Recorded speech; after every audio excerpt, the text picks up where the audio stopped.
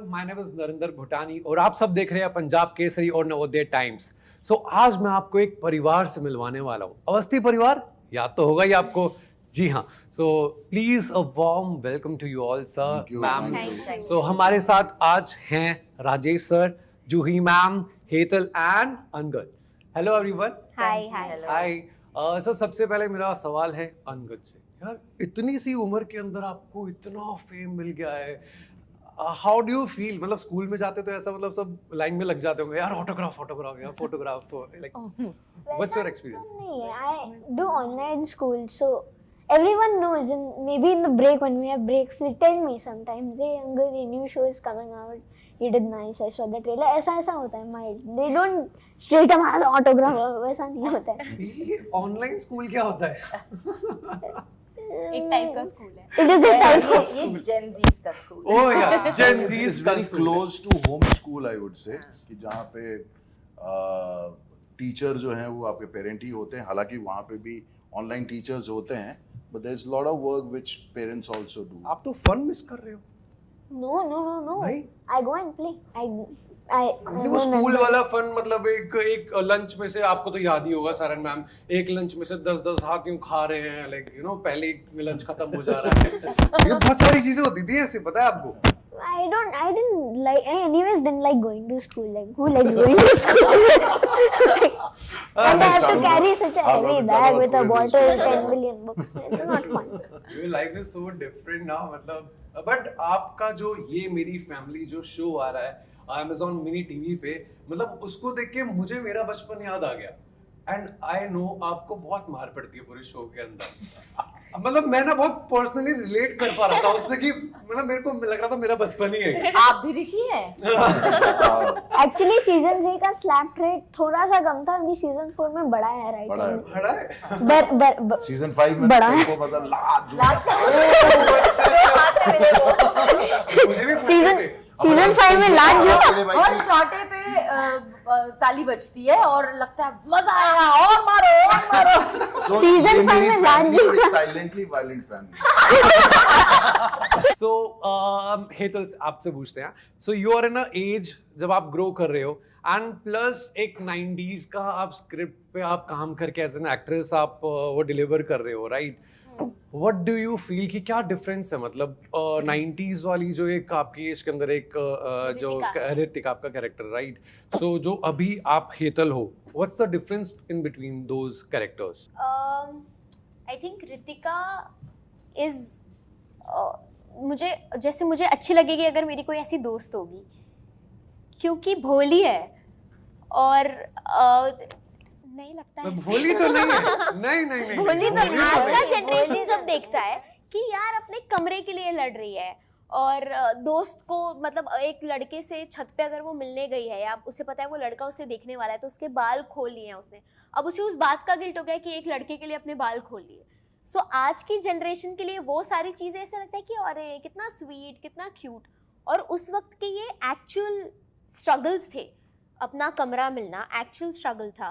रोज गोभी मटर खाना, आलू मटर खाना, ये सब एक्स्ट्रा स्ट्रगल्स थे ही। ये स्ट्रगल है मम्मी साथ में बैठी है, देख लो। बिल्कुल। आप सोचो तो जब हम पढ़ते थे स्क्रिप्ट और जब मैं पढ़ती थी तब मुझे लगा, जब हमने ऑडिशन दिया इस शो का और पहली बार जब हमें ड्राफ्ट मिला, मैं इस शो से, मेरे लिए इसलिए ये शो इतना इंपॉर्टेंट था क्योंकि ऐसी अपॉर्चुनिटीज बार बार मिलेगी नहीं, ऐसे शोज बार बार बनेंगे नहीं और ऐसे कैरेक्टर्स प्ले करने को नहीं मिलेगा। Being a 21-year-old playing 16-17 is such a, it is rare, it doesn't happen very often.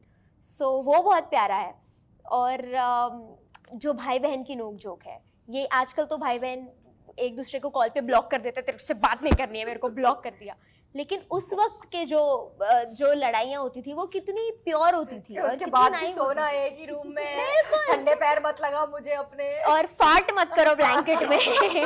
ये सारे स्ट्रगल्स हैं ही ना जो आज नहीं हम मिस कर देते हैं। आज भी मारते हैं, लेकिन ऐसे नहीं करते। अब सबको प्राइवेसी चाहिए, अब तुझे तेरा कमरा चाहिए, मुझे तेरा, अब अपने कमरे में करो। कि दादी और दोनों बच्चे साथ सो रहे हैं, this is so pure. So I loved 90s. बात तो सही है ना, दादी घर में आई हैं। हाँ। आपसे मिलने आई है ना, आपके साथ टाइम स्पेंड करने आई है, राइट? कोई अलग कमरे में नहीं रहेगा, हम तुम्हारे साथ रहेंगे। I remember that That was so straightforward. मेरे को बहुत अच्छा लगा आपके कैरेक्टर को, बिकॉज आपका कैरेक्टर ऐसा है कि एक टाइम पे आप डांट भी रहे हो अपने भाई को, बिल्कुल। है ना, एक टाइम पे उसको पूरे सपोर्ट पे भी खड़े हो, जो एक एल्डर ब्रदर या सिस्टर, क्योंकि मेरी बड़ी बहन तो है नहीं, मेरा बड़ा भाई है, सो वो भी पूरा सपोर्ट करता था मुझे। मैम नेक्स्ट क्वेश्चन आपसे है, आप इतना काम कर रहे हैं, पहले भी आपने सीरियल करे हैं, सो अभी इस कैरेक्टर को अडॉप्ट करने के लिए आपको क्या करना पड़ा? लाइक आप एज अ मदर ऐसे ही हैं, या फिर आपको कुछ चीजें आपको अलग अलग ढूंढनी पड़ेगी कि हाँ इस पे मुझे वर्क करना है, या ये सब चीजें? सो मैं एज अ मदर ऐसी बिल्कुल नहीं हूँ। सबसे पहले तो इकलौती चीज़ जो मैं नीरजा से रिलेट करती हूँ वो एक तो ये कि वो अपने बच्चों को, अपनी फैमिली को बहुत प्यार करती है, वो तो सभी रिलेट करेंगे, लेकिन वो बहुत ही प्रिंसिपल्ड है, राइचियस है, वैसी ही मैं भी हूँ। बट मैं ऐसे पकड़ के बच्चे को मारना और इतना स्ट्रिक्ट होना, घर से बाहर निकाल देना एंड ऑल दैट, उस एक्सटेंट तक बिल्कुल नहीं जा सकती। तो वहाँ मुझे कम्प्लीटली इमेजिनेशन यूज़ करनी पड़ती है। और क्योंकि मेरी मम्मी भी थोड़ी स्ट्रिक्ट मॉम रही जब मैं छोटी थी, लेकिन बहुत ही अंडरस्टैंडिंग मॉम रही हैं, उन्होंने कभी भी इस किस्म का बर्ताव नहीं किया। तो मेरे लिए ये अपने आप को कम्प्लीटली एक नए किरदार में ही ढालना था, जहाँ वो अपने बच्चों के साथ इस लेवल तक स्ट्रिक्ट होती है।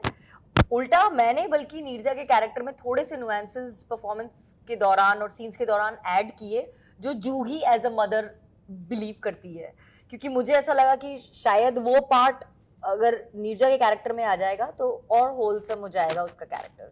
सो more than relating to it, I just tried to make it more relatable for me by adding little chunks of Juhi as a mother too. क्या डिफरेंस, मतलब किस तरह से वो ग्राफ है जो आपका फर्स्ट सीजन आपने शूट करा था, फिर आपने सेकंड करा अपना as an second season, third season, now fourth season, right?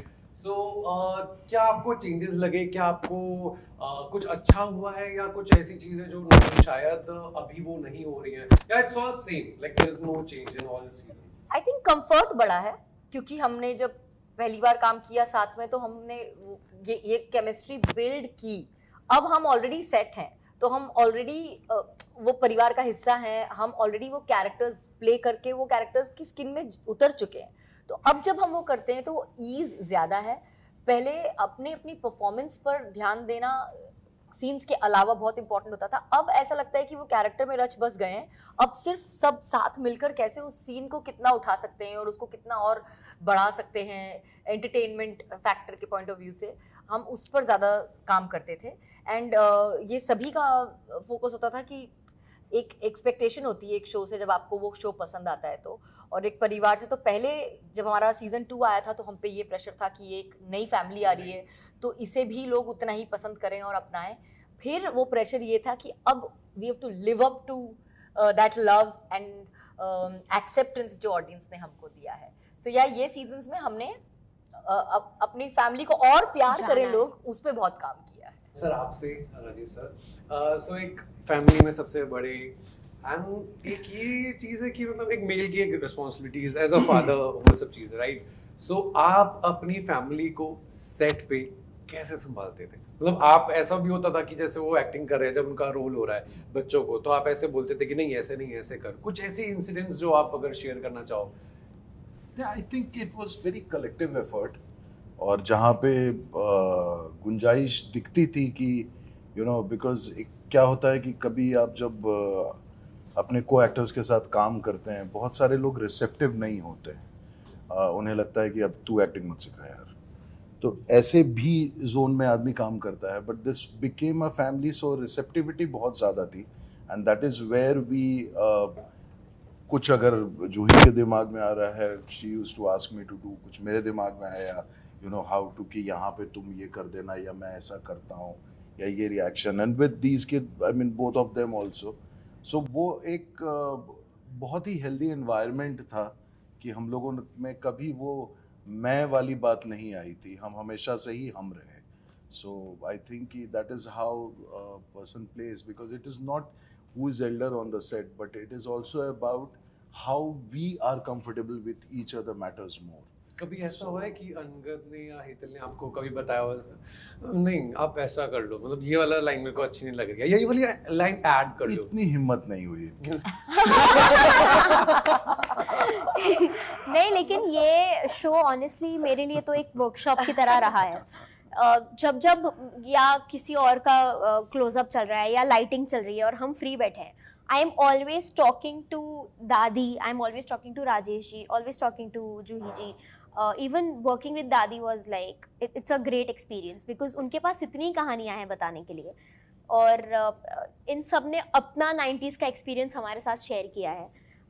एक सीन कर रहे थे हम जहाँ मैं पेन से कुछ लिख रही हूँ और वो इंक मेरे हाथ में लग गई थी, तो मैंने बोला ये इसको एक कपड़ा इसको कैसे पूछे, तो जूही जी ने बोला था नहीं उसको बाल पे पूछ। ये 90s में ऐसे ही होता था, हम कोई कपड़ा ढूंढते नहीं थे, कोई टिश्यू पेपर नहीं होता था, उसे बाल पे पूछ के ख़त्म। सो ये सारे एक्सपीरियंसेस हैं जो उन्होंने हमारे साथ शेयर किए। सो हमने नहीं सिखाया, हमने सीखा है बहुत। That's very good. अच्छा, कोई ऐसी चीज आप दोनों से पूछ रहा हूँ मैं, कोई ऐसी चीज जो आपको स्क्रिप्ट में जो 90s का आप पूरा शो कर रहे हो, राइट, जो उस जमाने के जो बच्चे थे उनकी कुछ क्वालिटीज जो आप चाहते हो कि आजकल अगर होती तो वो बहुत बढ़िया होता, जो भी सीरीज में है वो मेरे साथ होनी चाहिए रियल में? इनकी डेयरिंग, इनकी डेयरिंग, किड्स की डेयरिंग। 90s के किड्स की डेयरिंग 90s नहीं के होती थी, kids तो बिल्कुल डेयरिंग थे, आज का बच्चा नहीं होती थी। For me it is daring. हाँ, वो कैरेक्टर ऐसे बना रखा है, वो नहीं है। At a time I couldn't climb a ladder. After reading I could climb a ladder. Correct. Daring यानी वो कह रहा है कि हम मतलब वो ज्यादा चलो उनके ऊपर वो वो ज्यादा इतने adventurous ओपन है, नहीं थे, लेकिन वो adventurous। बोलते थे देखते हैं ना क्या होता है, देख लेते हैं। और हम शायद पता नहीं शायद They are ज्यादा very- सोचते they are थे। very sick, but they were actual बात adventurous. इसने ना बहुत गहरी बात हाँ, बोली वो है। डीप बोला है मतलब लड़का। हाँ, it is honestly very deep thing कि 90s के बच्चे ना जितना ज्यादा रिस्क ले सकते थे ना, हाँ, I mean exactly. You have taken risk of coming to this industry when you did not know anyone. And same thing happened with completely me different city. कि जहाँ से मतलब तो आपका एजुकेशन और आपकी यही सोच कि यू नो डेयरिंग है या आप रिस्क ले सकते हैं, I think that has brought you to this city Where you also, are right? today. So I think we can do, otherwise बहुत घबराते हैं लोग अपने रूट्स को छोड़ने में, कि एक इनसिक्योरिटी रहती है अपनी लाइफ को लेकर के। तो बहुत तूने एक्चुअली बहुत अच्छा बड़ी बात है। राइटली पॉइंटेड, और I love you for that. हाँ, He loves you anyway, we know. So ये मेरी फैमिली, आपको मैंने पूरी फैमिली अवस्थी परिवार से मिलाया है। Thank you so much. Thank so you, much. Pleasure talking to you, Thank thank you. You so much.